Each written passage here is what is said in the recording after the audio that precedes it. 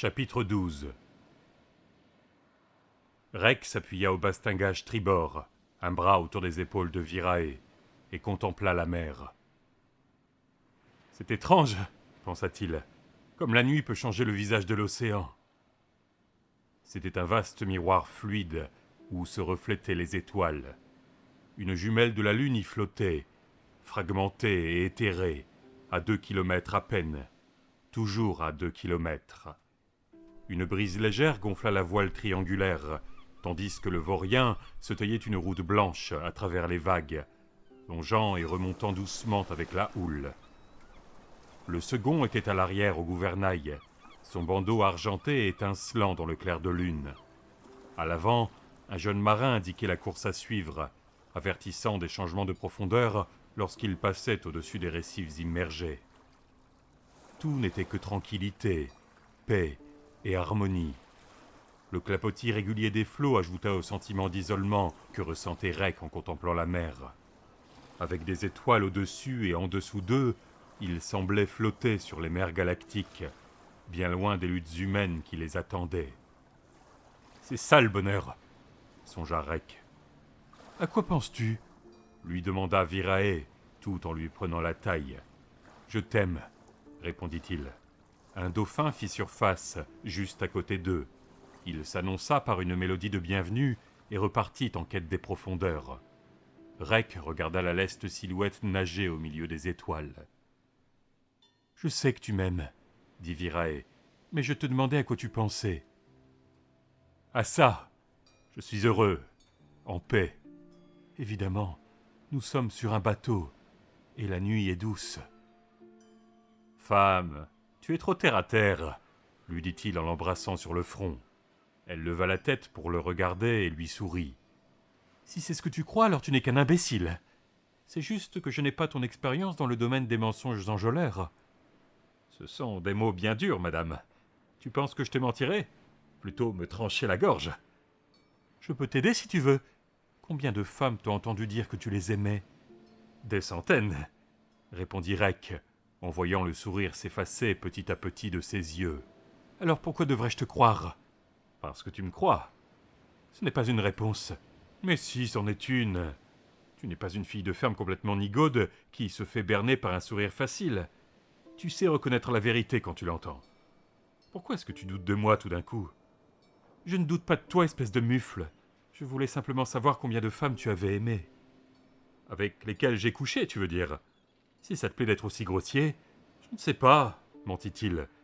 Je n'ai pas l'habitude de compter. Et si ta question est « Je suis comment comparé à elle ?» tu vas te retrouver toute seule parce que je m'en irai dans la cale. Elle posa la question. Il ne partit pas. Le second, qui était à la barre, les observait. Il écoutait leur rire léger et souriait avec eux, même s'il ne pouvait pas entendre la cause de leur bonne humeur. À la maison, il avait une femme et 7 enfants. Et cela lui faisait du bien de regarder ce couple. Il leur adressa un signe alors qu'ils descendaient sur le pont inférieur, mais ils ne le virent pas. « C'est agréable d'être jeune et amoureux, » déclara le capitaine, sortant silencieusement de l'ombre près de la porte de sa cabine pour venir aux côtés de son second. « C'est agréable d'être vieux et amoureux, » répondit le second en souriant. « La nuit est calme, mais le vent se lève. Je n'aime pas la forme de ces nuages à l'ouest. »« Ils vont passer au large, » dit le second. « Mais il est clair qu'on va sûrement se payer un bon grain. La tempête sera derrière nous et nous poussera.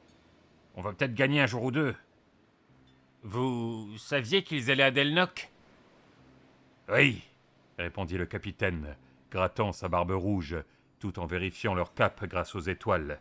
« C'est triste, » fit le second, saisi d'une réelle émotion. « On dit qu'Ulrich a juré de raser la forteresse.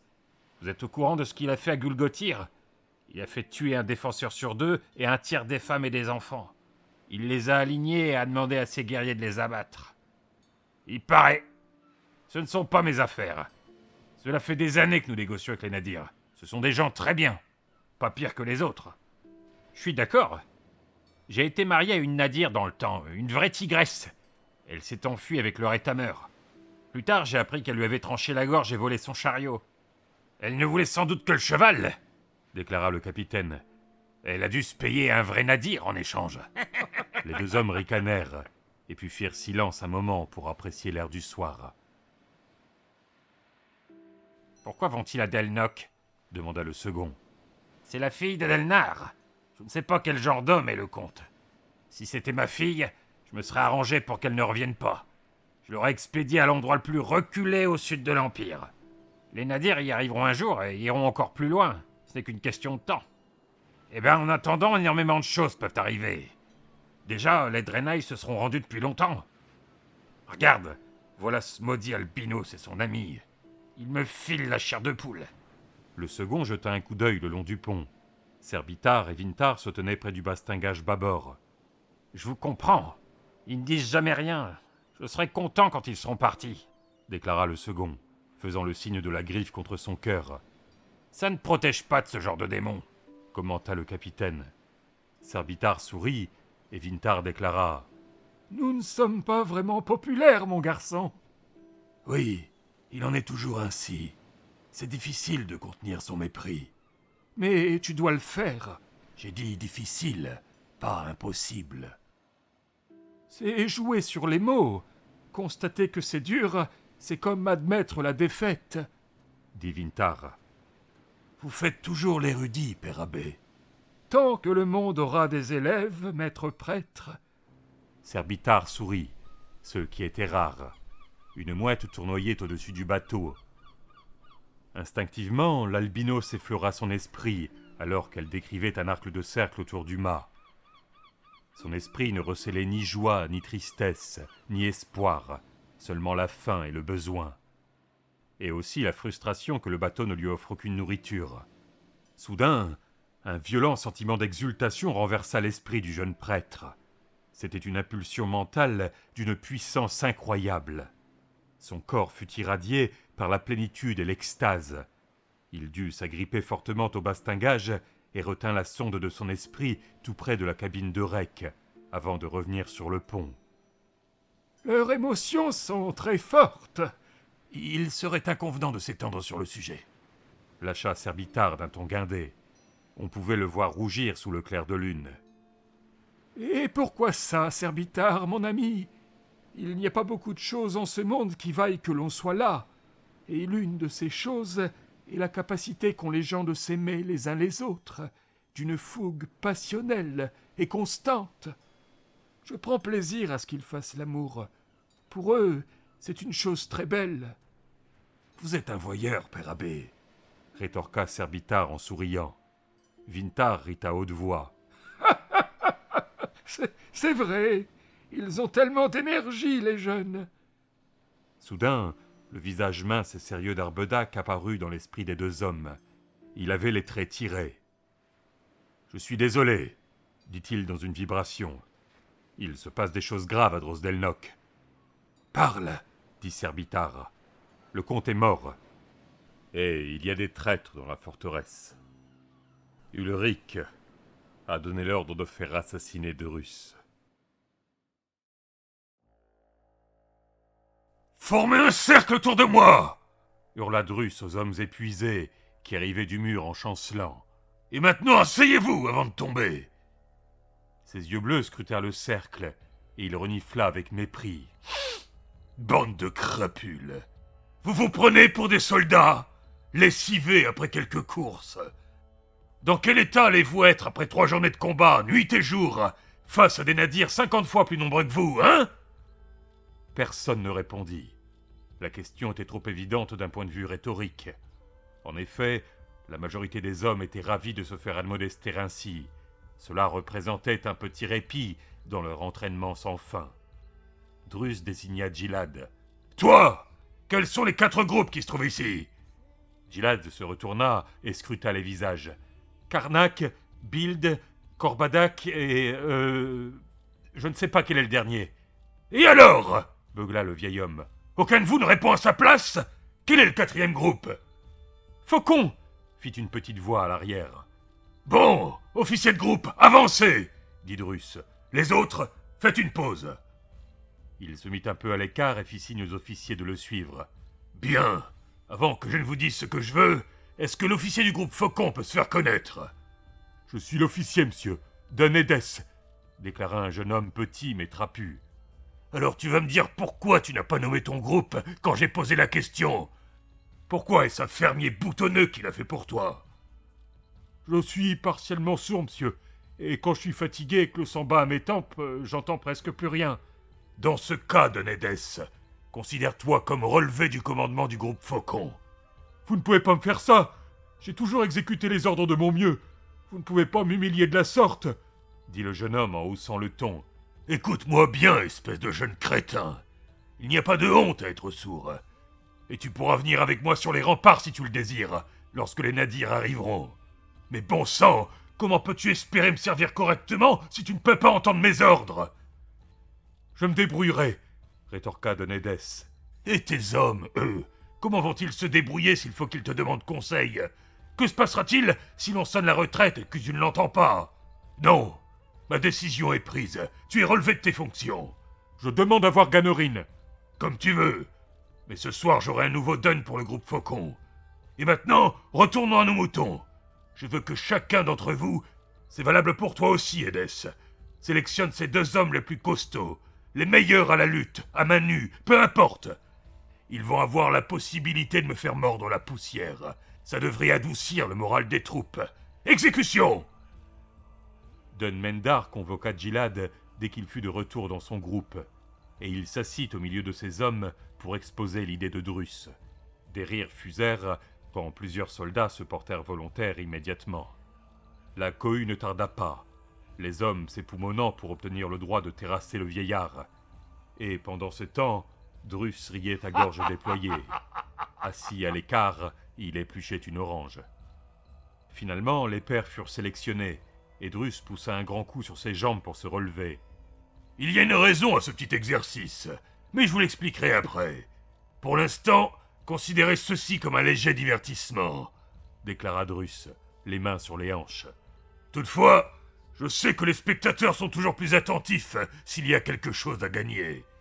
Aussi, j'accorderai une après-midi de repos au groupe dont les héros me feront mordre la poussière. Une acclamation salua la déclaration, et il continua. Par contre, ceux qui ne me terrasseront pas devront courir 3 kilomètres de plus. L'explosion de gémissements fit sourire Drus. Ne jouez pas les petites natures. Regardez qui vous avez devant vous. Rien qu'un petit vieux avec du bide. Allez, commençons avec la paire du groupe Build. Les 2 hommes auraient pu être jumeaux. Ils étaient énormes, avaient une barbe noire, des bras et des épaules musclées. Sans leur armure, ils ressortaient des groupes comme la plus fabuleuse paire réunie. Bon, mes garçons, dit Drus, vous pouvez vous agripper à moi, donner des coups de poing, des coups de pied, et même m'arracher les yeux. Quand vous voulez. Tout en parlant, Drus avait ôté son gilet. Les gars de Build commencèrent à lui tourner lentement autour, sereins et souriants. Une fois de chaque côté du vieil homme, ils lui sautèrent dessus. Drus mit un genou à terre, esquivant un crochet du droit, et d'une main attrapa l'homme par les testicules. Avec l'autre main, il l'empoigna par le plastron, le souleva et le lança contre son camarade. Les 2 hommes tombèrent au sol dans les bras l'un de l'autre. Des jurons jaillirent du groupe Build, dont les hommes étaient assis autour du cercle, mais leur vacarme fut vite recouvert par la huée des autres groupes.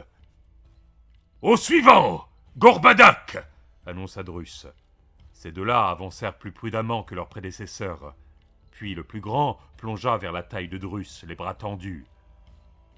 Le genou du capitaine l'intercepta, et il s'écroula dans l'herbe. Le 2e attaqua presque aussitôt pour recevoir un revers méprisant sur la joue. Il trébucha sur son camarade étendu par terre et tomba lourdement.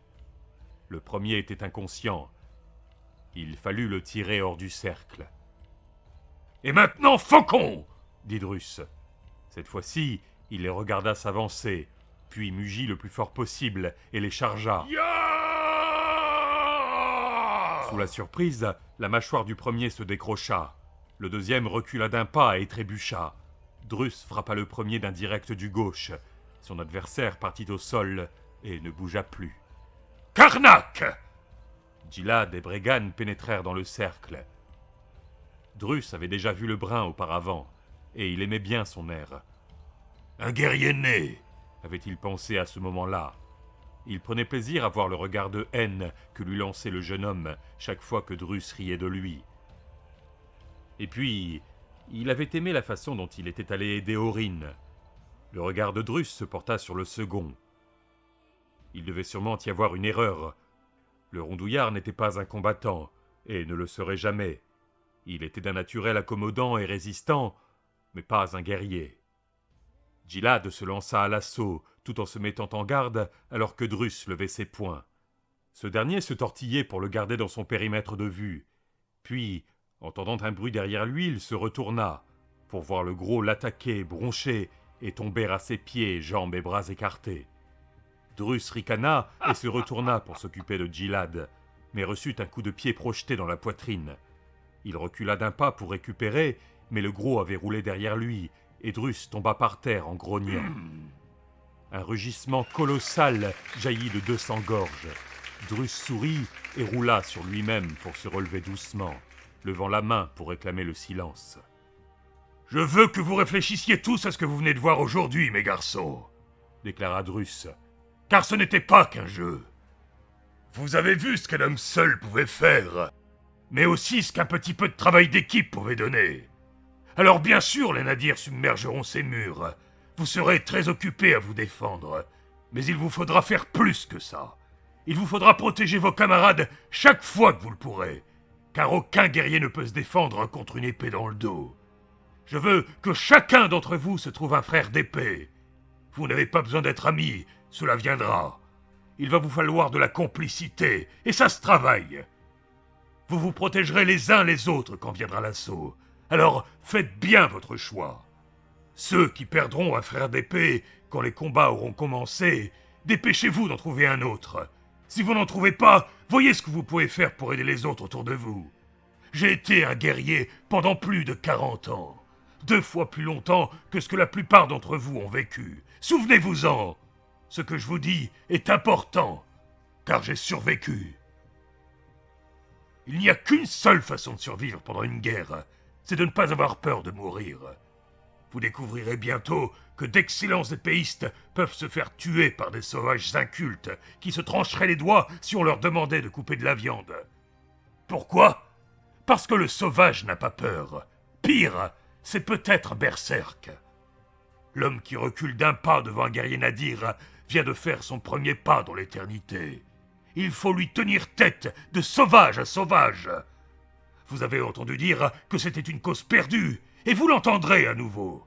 Moi, je l'ai entendu dire des milliers de fois dans 100 pays différents. La plupart du temps, vous l'entendez de la bouche de trouillards, et il ne faut pas y prêter attention. Souvent, pourtant, vous l'entendrez de la bouche de vétérans aguerris. Au bout du compte, ces prophéties sont sans valeur. Il y a 1 demi-million de guerriers nadirs, un chiffre gigantesque, suffisamment pour obscurcir le cerveau. Mais les murs ne sont pas extensibles. Les ennemis ne pourront pas tous se présenter en même temps. Nous les tuerons au fur et à mesure, et nous en tuerons des centaines de plus lorsqu'ils escaladeront les remparts. Et jour après jour, nous les épuiserons. Vous allez perdre des amis, des camarades, des frères. Vous allez perdre le sommeil, vous allez perdre du sang. Rien au cours de ces prochains mois ne sera facile. Je ne vais pas vous parler de patriotisme, de devoir, d'indépendance et de la défense de la liberté, car pour un soldat, ça ne vaut pas un clou. Je veux que vous réfléchissiez à la survie, et la meilleure manière pour y arriver, c'est, lorsque les nadirs seront là, de baisser les yeux vers eux et de vous dire « Il y a en bas 50 hommes rien que pour moi, et par les dieux, je les abattrai tous, un par un. En ce qui me concerne, eh bien, je suis un guerrier aguerri. J'en prendrai 100. » Drus prit une grande inspiration pour laisser le temps à ces mots d'imprégner les esprits. « À présent, finit-il par dire, vous pouvez retourner à vos occupations, à l'exception du groupe Karnak. » En se retournant, il vit Ogun. Tandis que les hommes se relevaient, il marcha en compagnie du jeune général vers la messe du mur 1. « Un beau discours, » dit Ogun. Il ressemblait beaucoup à celui que tu as prononcé ce matin au mur 3. Tu n'as pas été très attentif, mon garçon, répondit Drus. J'ai déjà prononcé ce discours 6 fois depuis hier, et j'ai mordu la poussière par 3 fois. Je suis aussi desséché que le ventre d'un lézard des sables. Je te paierai une bouteille de Vagrian au mess, déclara Ogun. Ils ne servent pas de l'entrienne de ce côté-ci de la drosse, c'est trop cher. Cela fera l'affaire. Je vois que tu as retrouvé ta bonne humeur. Oui, tu avais raison à propos de l'enterrement du comte. C'est simplement que tu as été sacrément rapide sur ce point, dit Ogun. Qu'est-ce que ça veut dire? Ce que ça dit, tu as une capacité, Drus, à t'abstraire de tes émotions. La plupart des hommes ne savent pas le faire. Cela donne l'impression que tu es, comme l'a dit Mendar, impitoyable. Je n'aime pas le terme, mais il me va bien, répliqua Drus en poussant la porte du mess. J'ai pleuré d'Elnar pendant qu'il agonisait. Une fois qu'il était mort, il n'était plus là, alors que moi, oui, et j'ai du pain sur la planche. Les 2 hommes s'assirent à une table près de la fenêtre et commandèrent du vin à un serveur. Il revint avec une grande bouteille et 2 gobelets. Les 2 hommes restèrent assis sans rien dire pendant un moment, à regarder l'entraînement. Drus était plongé dans ses pensées. Il avait perdu beaucoup d'amis dans sa vie, mais aucun aussi cher que Sieben et Rowena. L'un avait été son frère d'épée, l'autre sa femme. Leur souvenir était aussi vif qu'une blessure. « Quand je mourrai, pensa-t-il, tout le monde pleurera Drus, la légende. Mais qui me pleurera, moi ?